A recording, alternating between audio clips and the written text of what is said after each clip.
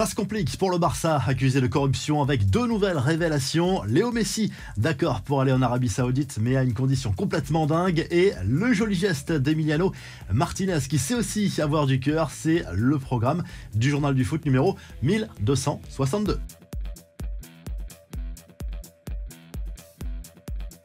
Le retour de la Ligue des Champions, 2 matchs au programme ce mardi soir. Manchester City accueille le RB Leipzig à 21h. Les deux équipes avaient fait match nul, un but partout en Allemagne. Tout reste à faire dans cette confrontation, même si les Citizens sont bien sûr les grands favoris. Mais attention au match piège. Et dans l'autre match de la soirée, le FC Porto accueille l'Inter Milan, le club italien qui part avec un but d'avance après sa victoire 1-0 lors du match aller en Lombardie. L'étau se resserre sérieusement autour du Barça et de son président, Joan Laporta, dans l'affaire Negreira. Ce dernier a toujours affirmé n'avoir jamais acheté d'arbitre, mais El Mundo et la Cadena Ser font de nouvelles révélations. Dès son premier mandat, Laporta aurait été au courant des versements depuis 2003 à cet ancien dirigeant de l'arbitrage espagnol. Tout aurait commencé avant l'arrivée de Laporta, mais ce dernier n'a visiblement rien fait pour arrêter les versements. Pour quelle raison, à quoi servait réellement cet argent? C'est à la justice espagnole de trancher désormais. Les infos et rumeurs du mercato, Lionel Messi réclame une somme folle à l'un de ses courtisans pour quitter le PSG. Selon El Chiringuito en Espagne, l'Argentin ne serait pas totalement opposé à un dernier défi en Arabie Saoudite du côté d'Al Hilal, à condition de toucher un chèque de 600 millions d'euros pour une seule saison. Les dirigeants d'Al Hilal étaient partis sur la moitié de cette somme, ce qui représenterait déjà un record absolu.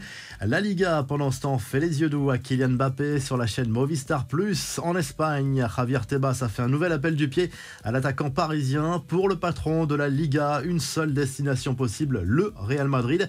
Un couac pour le Barça, selon plusieurs médias espagnols, le jugement du tribunal de commerce forçant la Liga à valider le contrat du jeune milieu de terrain Gavi, 18 ans, a été suspendu pour une question de procédure. En clair, le jeune international espagnol pourrait se retrouver sans contrat et sa clause libératoire passerait d'1 milliard d'euros à 0 euros.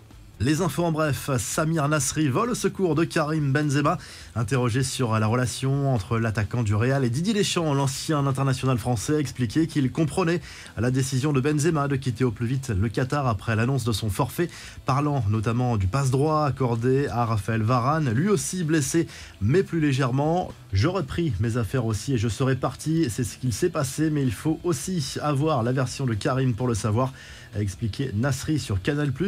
En Italie, mauvaise opération pour l'AC Milan, accroché sur son terrain par la Salernitana, un but partout, malgré un but d'Olivier Giroud. L'attaquant français secoué malgré tout par son entraîneur qui a fait le choix de le sortir à l'heure de jeu, le jugeant trop discret visiblement. Les confidences de Michel Platini qui a accordé un entretien à RMC pour évoquer plein de sujets, et notamment l'affaire Noël Le Graët ou encore la prolongation de Didier Deschamps à la tête des Bleus. Platini qui a reconnu par ailleurs qu'il aurait adoré voir Zinedine Zidane à la tête de la Seleção. Une chose est sûre, pas question pour lui de postuler à la Fédération française de foot.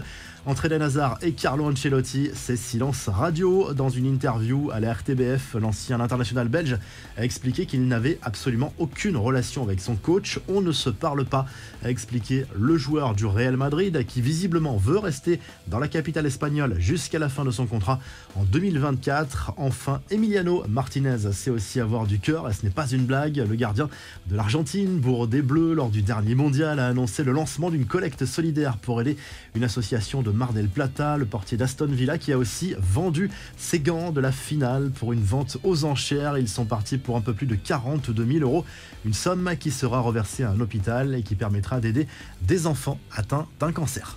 La revue de presse, allez, on file tout de suite en Angleterre où le Daily Express Sport se penche sur ce duel de Ligue des Champions entre Leipzig et City en Angleterre, et ce message adressé par Pep Guardiola en conférence de presse à Kevin De Bruyne. Il demande à l'international belge de jouer plus simple pour retrouver son meilleur niveau. Guardiola qui a également demandé à Haaland de participer plus au jeu. En Espagne, le journal AS se penche sur le retour de Karim Benzema dans le groupe merengue pour le duel face à Liverpool Liverpool en Ligue des Champions mercredi soir. A priori, sauf catastrophe, ça devrait passer pour le Real Madrid, vainqueur 5-2 à l'aller dans le nord de l'Angleterre. Et en Liga, l'Atlético Madrid s'est imposé 1-0 sur le terrain de Gérone. Et du côté de l'Espagne toujours, mais côté catalan, le journal Sport se penche sur les tensions entre le Real Madrid et le FC Barcelone. En cause, l'affaire Negreira, du nom de cet ancien cadre de l'arbitre espagnol qui aurait touché des millions d'euros de la part du FC Barcelone pour des supposés conseils sur l'arbitrage.